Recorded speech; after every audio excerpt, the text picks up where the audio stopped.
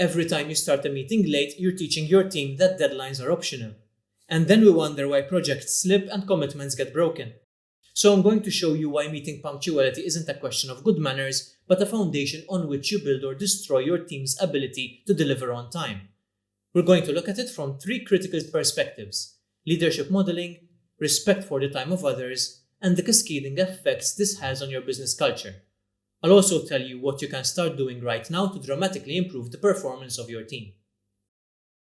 As a leader, you are constantly under observation. Everything you do or don't do sends a message to your team about what's acceptable. And meetings present the best opportunity for you to demonstrate accountability. Because most of the time your team delivers work to you. But meetings are one of the very few instances where they get to see you actually deliver something to them instead. Think about it. Meetings are essentially commitments with deadlines. The start time is a deadline, the end time is a deadline, each agenda item carries its own time allocation. These are all commitments that meeting participants make to each other, including you. Whether you're running the meeting yourself or have appointed someone to lead it on your behalf, which is a smart thing to do, by the way, you're delivering structure, organization, and the respect for boundaries.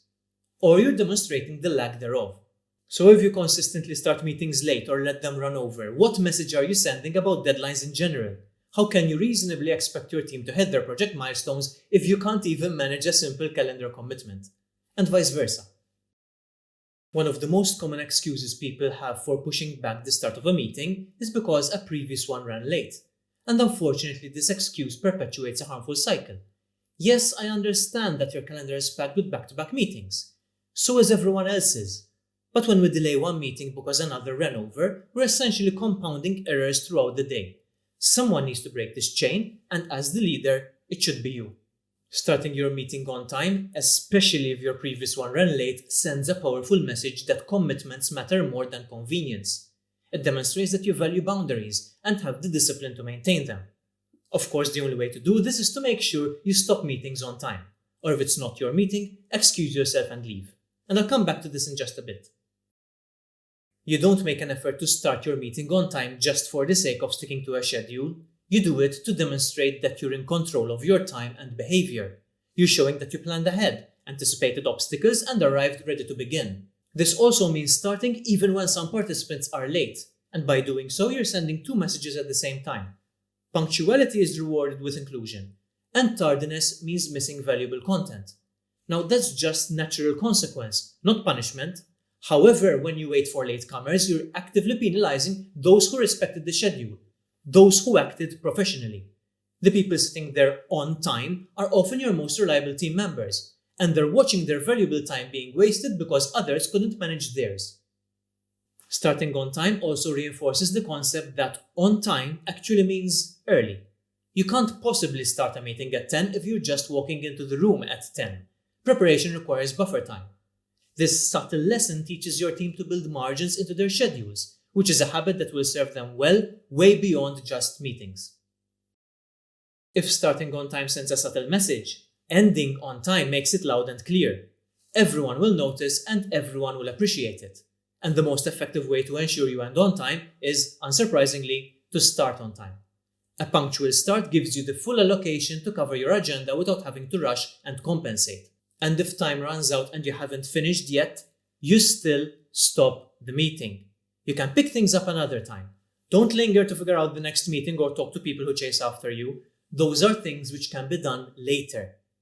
By consistently ending meetings on schedule, you respect everyone's subsequent commitments. You show that you can handle the unplanned and can still keep within defined parameters. And you prove that efficiency and effectiveness aren't mutually exclusive.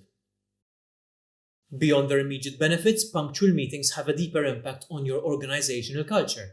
Every single time you honor time agreements, you're building a foundation for other commitments to be taken seriously. Teams that respect meeting times tend to respect project deadlines. They tend to deliver client work on schedule.